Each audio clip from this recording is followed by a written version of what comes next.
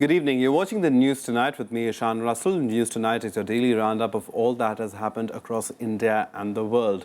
And tonight, we focus on what the Home Minister had to say today about the terror attack that happened in Gurdaspur, that the terrorists came from Pakistan. What is the meaning of that in the sense of, is Pakistan trying to open a new front? We'll be discussing that with a special guest, Nitin Gokhale, a little later in the show. But first, the headlines we're tracking right now.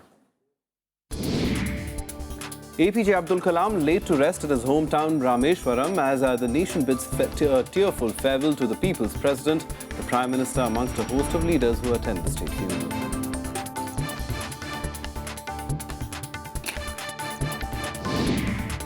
Yaqub Memon, executed in Nagpur after a night-long legal tussle, fails to give reprieve to the 93 Mumbai blast convicts. His body handed over to the family for last rites.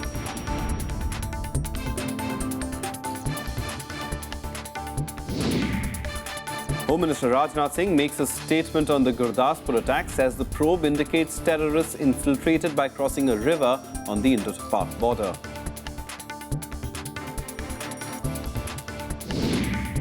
Lok Sabha Speaker holds an all-party meeting in an effort to break the deadlock in the ongoing monsoon session of Parliament amid the opposition's demand to remove tainted ministers. And select panel tables report on real estate bill, adopts major amendments proposed by the government to safeguard buyers.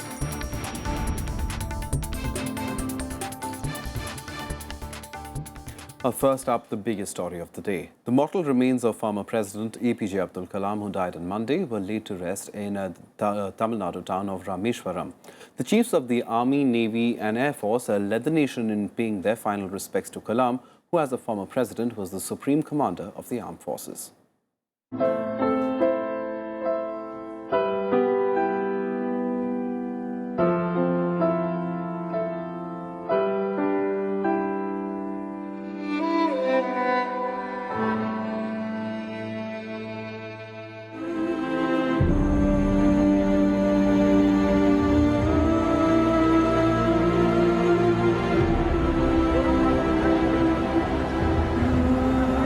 This is the final resting ground for former President Dr. APJ Abdul Kalam. That's where you see huge crowd of people have gathered around Dr. Kalam's grave, where he has been put to rest. Just the sheer number of people out here gives one an idea as to what exactly the feelings of the people were.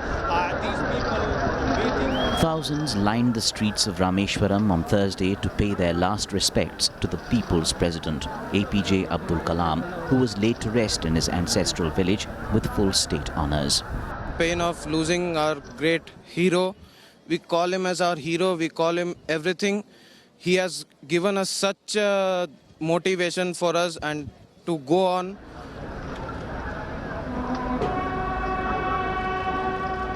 A 21-gun salute was given to the 11th President of India in the presence of Prime Minister Narendra Modi, a few cabinet colleagues and Congress Vice President Rahul Gandhi, who watched the body being lowered into the grave. Earlier, Kalam's funeral procession was taken out from his hometown before the last rites were performed in the presence of his family members and former colleagues. बचपन में station पर समाचार पत्र बेचकर इस देश की सेवा की और सर्वोच्च पद पर पहुंचा, राष्ट्रपति के पद पर पहुंचा, भारत रत्न से उनको नवाजा गया और उनके दुखद देहांत से पूरे देश के लोगों को आज दुख है. The greatest service which we should do to him is all the youngsters in India should come forward and take up his policy of growth, of love and affection, and make India a superpower. Kalam died of cardiac arrest on Monday while delivering a lecture at the Indian Institute of Management in Shillong.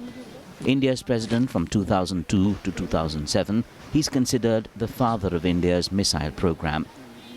Born on October 15, 1931 in Tamil Nadu, Kalam graduated from the prestigious Madras Institute of Technology in Aeronautical Engineering. Awarded the highest civilian award, Bharat Ratna, in 1997, the late president authored many books, inspiring legions of youngsters. On to the other big story of the day. Yaqub Memon, convicted as a driving spirit behind the 1993 serial blast in Mumbai, was hanged a little before 7 a.m. today at the Nagpur Central Jail. After an unprecedented middle-of-the-night hearing, the Supreme Court rejected Yaqub Memon's last-minute petition to stop his hanging at 5 a.m.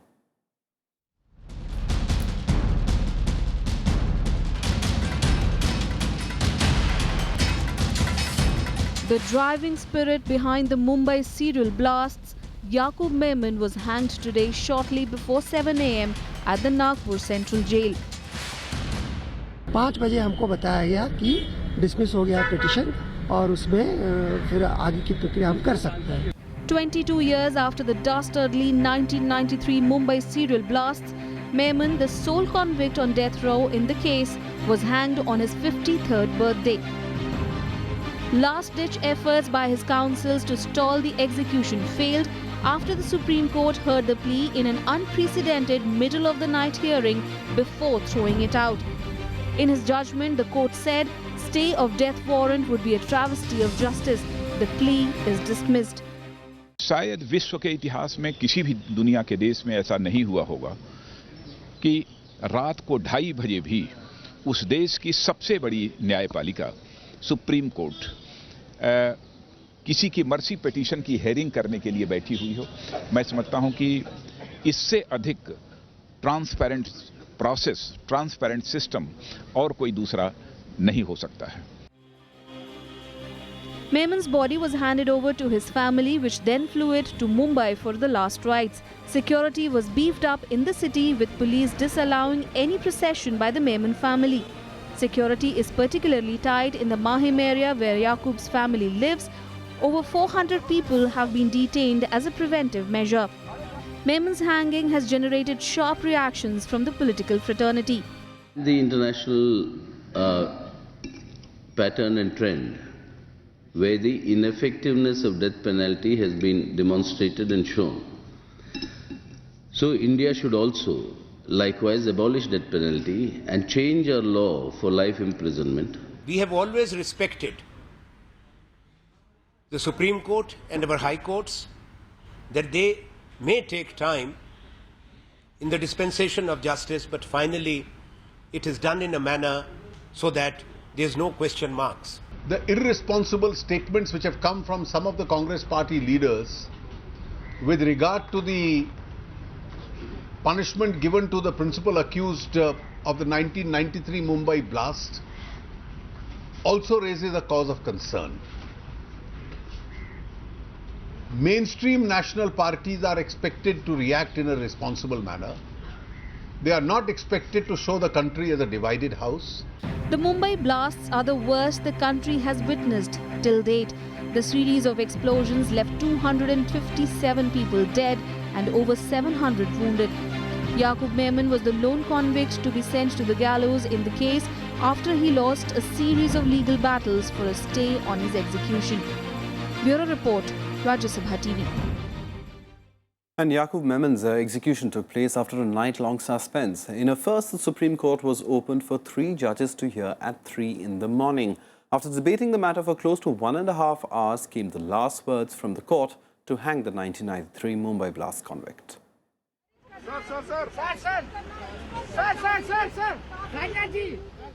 When the Home Minister reached the Rashtrapati Bhavan to convey Cabinet's views on Yaqub Memon's execution, there was little doubt what was in store for the Mumbai blast convict. The President held a 2-hour-long meeting with Rajnath Singh, as well as Home Secretary L.C. Goyal and Solicitor General Ranjit Kumar. Top lawyers gathered in Chief Justice H.L. Dattu's residence, where Memon's counsel sought urgent hearing. The CJI agreed to hear the last-minute plea and formed a 3-member bench headed by Justice Deepak Mishra. The hearing, which was originally scheduled to start at 2 a.m., finally got underway at 3:20 a.m. Defence lawyers sought 14-day reprieve for Yaqub, stating that it was the first mercy plea by him. The previous plea was filed by his brother. But the Attorney General strongly opposed defence arguments and accused the defence of abusing the system. Finally, at around 5 a.m., the 3-judge bench pronounced its verdict, rejecting Yaqub Memon's last-minute mercy plea. I am very disappointed and unhappy because I think the Supreme Court has made a tragic mistake in giving and rendering this judgment by truncating a right of a condemned prisoner not to challenge the mercy petition. Not only Anand Grover, but a lot of other prominent lawyers also spoke out against the court's verdict. I think in the mind of many people, including myself, it appears that a bit of haste is shown. If you had waited for 21 years, you could have waited for 21 days more and then would have satisfied everybody with regard to the procedural alleged lapses. The end result, to my mind, was a miscarriage of justice, because the Supreme Court's judgment in Chauhan's case says that after the rejection of a mercy petition of a condemned prisoner, he must be given minimum 14 days time before he is executed for him to avail of a judicial remedy by way of challenging the rejection of the mercy petition and to settle his affairs. The Supreme Court had described Menon as the driving spirit behind the 1993 Mumbai blast that left 257 dead and 713 wounded. The blast had followed in the aftermath of the Babri Masjid demolition. Bureau Report, Rajya Sabha TV.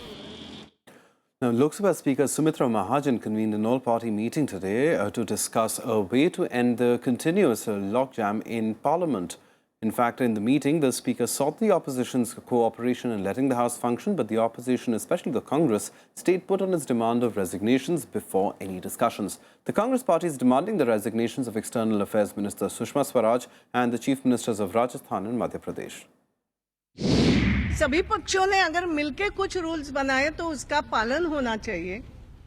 परंपरागत अगर पहले पालन नहीं हुआ, 2001 में नहीं हुआ, 2003 में नहीं हुआ या 2011 में नहीं हुआ या 12 में नहीं हुआ, इसलिए 15-16 में भी नहीं होना चाहिए।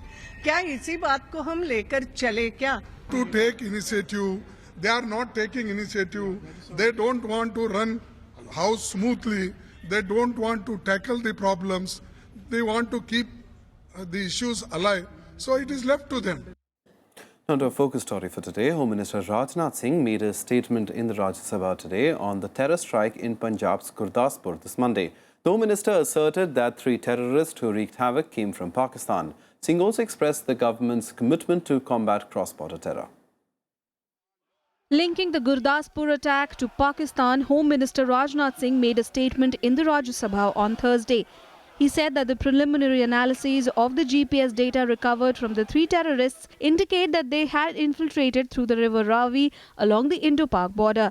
It is also suspected that the same terrorists also planted bombs on the railway track that were later defused by security forces. Terrorist attack! There are no politics in this! Why do you bring in politics in this?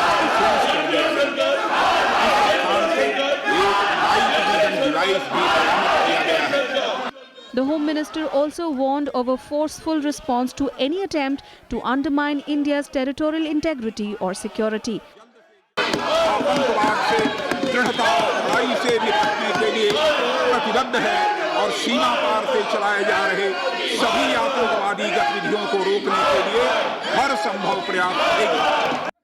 The Home Minister's statement came amid uproarious scenes in the House. Later, Leader of the House Arun Jaitley slammed the opposition for employing obstructionist strategy. We did not expect the Congress party to present India as a divided house. Regrettably, instead of allowing a discussion and asking clarifications, the Congress party has chosen to disturb the proceedings in Parliament on account of its own small and petty interests. The 3 gunmen opened fire on a public bus early on July 27th and stormed into a police station in Dinanagar. The siege lasted for 12 hours, in which 3 civilians, 3 home guards and 1 police officer lost their lives. Priti Mishra's report for Rajya Sabha TV. Now we're joined by Senior Security and Strategic Affairs expert and Senior Fellow at VIF, Nitin Gokhale, to help us understand, Nitin, as far as Pakistan is concerned, in terms of a strategy, what is this? Is this an attempt to open a new front? Because infiltration from this side was not quite known before, was it? Yes, in fact, I think it's a new approach that Pakistan's ISI is now trying. Remember, the security along the line of control and the international border in Jammu and Kashmir has been very tight. The security grid there has been very effective in preventing infiltration, and even those who managed to still come in, they have been eliminated in the past few months. So therefore, they needed to send in more terrorists inside India, and this was seen to be a vulnerable area from where the terrorists could actually come in, because the river Ravi is in spate because of the floods and because of heavy rains, and there is a vulnerability on that international border, because the security could be slightly lax there. And they also wanted to test perhaps the security preparedness in Punjab itself, which has not seen terrorist attack for over a decade now, despite what terrorism and militancy it faced in the 80s and the 90s.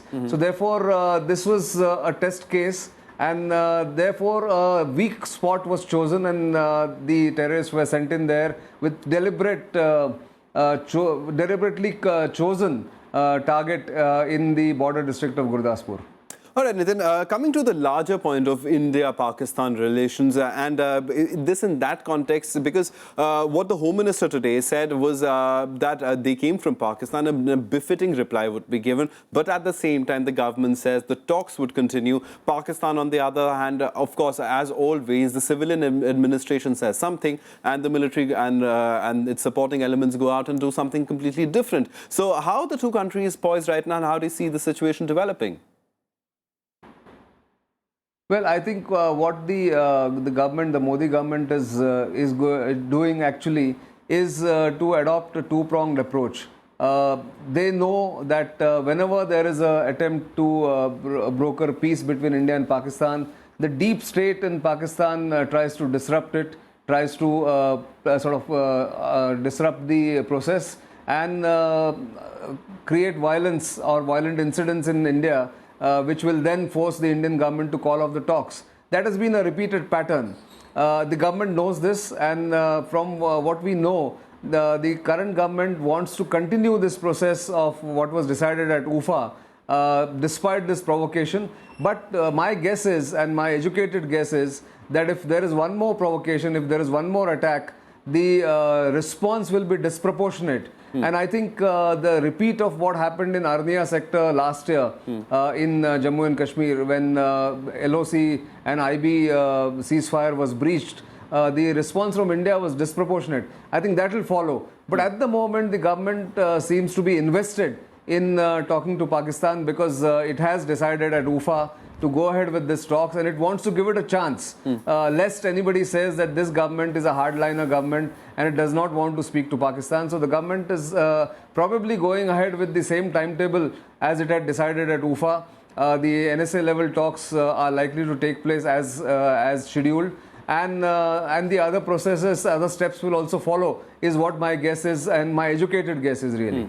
All right, one final very quick question. As far as the Pakistan side is concerned, I mean, what can we expect more? The summer season is almost done. Do we expect, as you said, the deep state to get more active, given the fact that the Indian government is not that unfazed right now, and in terms of the talks, they still are on track. So can we expect more such things, and how prepared are we at our borders? I think we are very well prepared at the borders, both in the international border and the line of control. The three-tier security grid is very much in place, but these attempts will continue. This is Pakistan's strategic asset that they use, the Lashkar-e-Toiba militants and the terrorists who come in. This attempts to disrupt peace in J&K as well as now in Punjab will continue, and therefore we'll have to see what is the threshold of the government's patience, the Indian government's patience, right, and at what point they will try and stop this talks, if at all another provocation comes in. All right, so India, Pakistan, still everything up for grabs as far as moving forward is concerned. But can they really? That's the question. Thank you very much, Nitin Gokhale, for coming in and helping us understand this issue a little better. Staying with the story, Pakistan has, however, dismissed the claim that the terrorist had infiltrated to Gurdaspur from its own soil. Spokesperson of the Pakistani Foreign Ministry has accused India of pointing fingers without proper investigations. A statement was issued also blaming the Indian media for naming Pakistan during the operation against the terrorists. Meanwhile, in Gurdaspur, residents were gripped with fear once again today when a suspicious packet was spotted near the bus stand. The police later said it was a black polybag with wires in it. But staying with similar news, an army jawan was killed in a sniper attack by Pakistani troops along with the line of control in Poonch last night. The Pak troops targeted forward positions in Poonch in violation of ceasefire. Sepoy Rashpal Singh was critically injured but later succumbed to his injuries. He was guarding the Parvinder post when the incident occurred. Now, this is the third incident of a sniper attack by Pakistani troops along the line of control this month. 2 BSF jawans were killed in similar incidents along the LOC in the Kashmir Valley.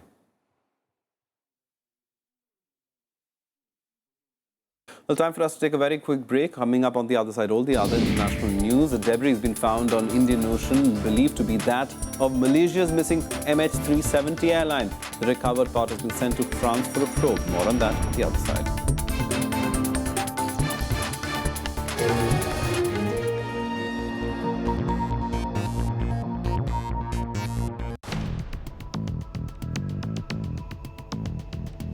Our lab tried to use waste as a feedstock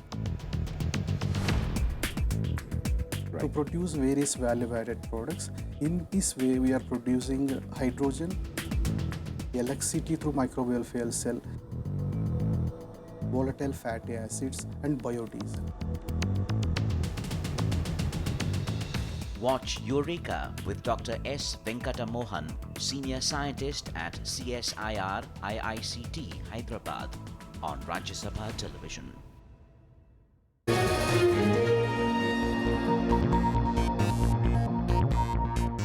Welcome back. You're watching the news tonight.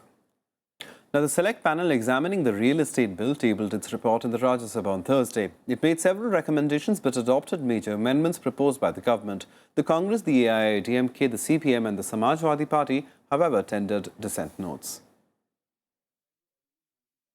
In its report on the real estate bill, the 21-member select committee recommended that only 50% collected from buyers should be kept in an escrow account, the money to be used only to construct the project.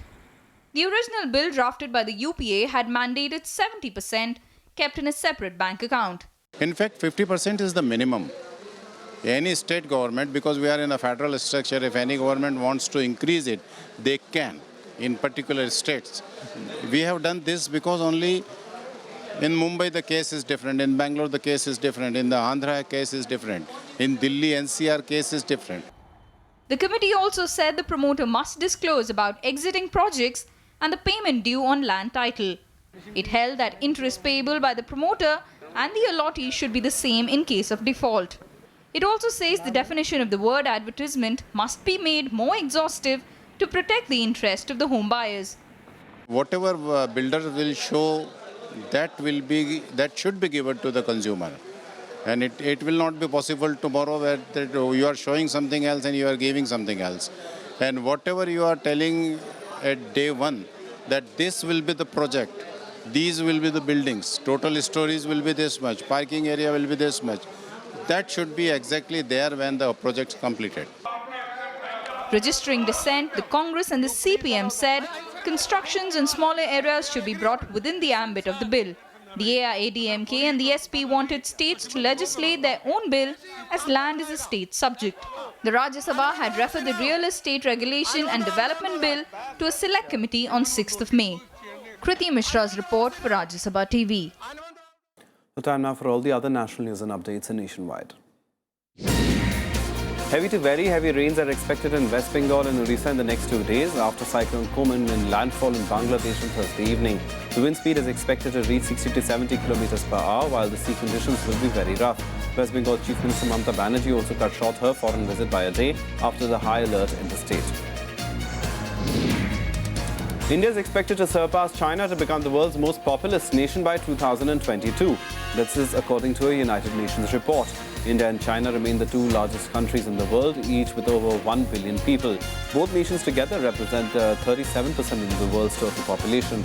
According to the report, the current world population of 7.3 billion is expected to touch 8.5 billion by 2030.